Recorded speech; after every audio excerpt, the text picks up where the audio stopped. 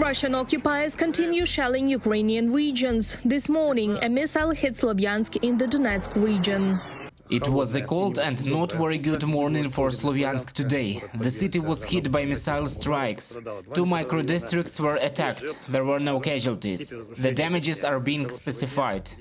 Yesterday, the enemy shelled the houses of civilians in the Kharkiv region. 1 person was killed and 6 were wounded. Missiles were also fired at the areas bordering Russia in the Sumy and Chernihiv regions. Fortunately, there were no casualties. 3 civilians in the Donbass were killed by Russian occupiers over the past day. Another 3 were hospitalized. For the 4th time, an enemy shell hit the bridge over the Dniester estuary in the Odesa region. The night in the region was quiet. The enemy sees our power, the enemy sees our strength and our attitude. The enemy feels that it's us, not him, who are moving closer to victory. The situation in Mariupol does not change. The Russian occupiers continue to blockade the Ukrainian defenders there. They also storm Azovstal with both artillery and tanks. The military showed the inhumane conditions they have to stay in. The wounded are lying in completely unsanitary conditions with open wounds without the necessary medicines, food or even water.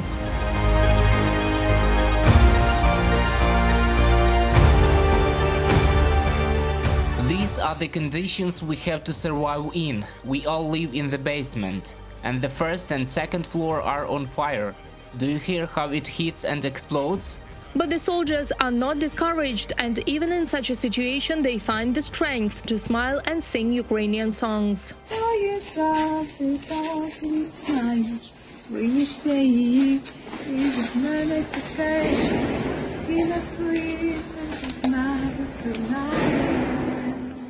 Meanwhile, Russia continues to block all suggested options for evacuating the military from Azovstal. This was stated by the President of Ukraine, Volodymyr Zelenskyy.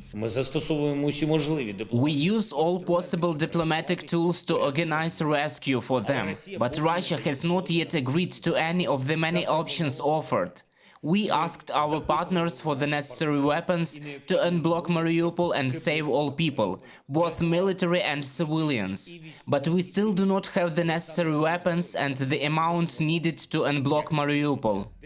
As it became known, a resident of Mariupol suspected of giving the enemy information about the location of underground tunnels on the territory of the Azovstal plant was suspected of treason. This was reported by the Prosecutor General's Office of Ukraine. The Russian army also struck Severodonetsk with multiple rocket launchers. The city was left out of gas. Meanwhile, critical infrastructure in the deoccupied regions is being restored. Gas supply is provided to 650 settlements. Electricity is provided to 83% of settlements. Water supply and sewerage is provided to 60% of settlements. Petrol stations have resumed their operation in 49% of settlements. According to the General Staff of the Ukrainian Armed Forces, fighting continues in the Slobozhanщina, Izum and Taurida directions. The enemy does not stop its assault in the Liman, Severodonetsk and Avdiivka directions. The Kremlin's main goal remains the capture of Rubizhne for further advance towards Severodonetsk and Liman. Ukrainian defenders repelled 12 enemy attacks and destroyed a large amount of Russian military equipment in the Donetsk and Luhansk regions. And in the Mykolaiv region, the Ukrainian military hit the enemy with uragans. We have gifts for them every day. It can be cold here in the morning. We warm them up a little. Reported by Marina Stepanenko, Alexander Belov, UATV News.